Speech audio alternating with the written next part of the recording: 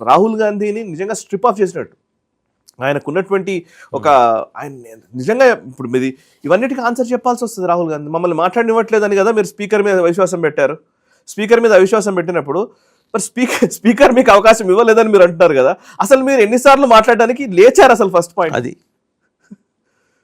ఎలాగో వీగిపోయింది అనుకోండి చెప్తున్నా. అంటే వీళ్ళు వాంట్ టు ఎక్స్పోజ్ స్పీకర్ ఇంటున్నది.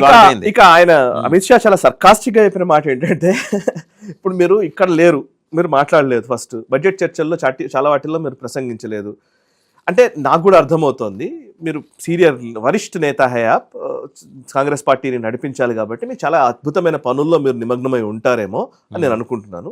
సరే ఓకే, కానీ మీరు ఇక్కడ లేరు అని అంటే ఎక్కడున్నారు? అంటే కాంగ్రెస్ పార్టీ ప్రచారంలో ఏమైనా ఉన్నారా, కాంగ్రెస్ పార్టీని నడిపించడంలో ఏమైనా ఉన్నారా అంటే లేదు, మీరు విదేశీ పర్యటనలో ఉన్నారు. హోమ్ మినిస్ట్రీ ఖచ్చితంగా తెలుస్తాయి ఇవన్నీ డీటెయిల్స్, ఎక్కడెక్కడ ఉన్నారు ఏంటి అనేది. బికాజ్ ఆయనకు భద్రత ఇచ్చేది హోమ్ మినిస్ట్రీయే.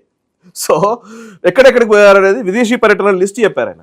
2025 వింటర్ సెషన్స్ జరుగుతున్నప్పుడు, శీతాకాల సమావేశాలు జరుగుతున్నప్పుడు జర్మనీలో ఉన్నాడు రాహుల్ గాంధీ. 2025 బడ్జెట్ సెషన్ జరుగుతున్నప్పుడు వియత్నాంలో ఉన్నారు. 2023 బడ్జెట్ సెషన్ జరుగుతున్నప్పుడు ఇంగ్లాండ్లో ఉన్నారు. 2018 బడ్జెట్ సెషన్ జరుగుతున్నప్పుడు సింగపూర్, మలేషియాలో ఉన్నారు. 2020 మాన్సూన్ సెషన్ జరిగేటప్పుడు ఫారెన్ టూర్లో ఉన్నారు. 2015 బడ్జెట్ సెషన్ జరిగేటప్పుడు 7 రోజులు ఫారెన్ టూర్లోనే ఉన్నారు. ఇవన్నీ ఆయన చెప్పిన లెక్క. నేనేం నా సృష్టి ఏం లేదు, అమిత్ షా చెప్పిన లెక్క. సో ఇప్పుడు కాదా అవునా చెప్పాల్సింది రాహుల్ గాంధీ లేదా కాంగ్రెస్ పార్టీ.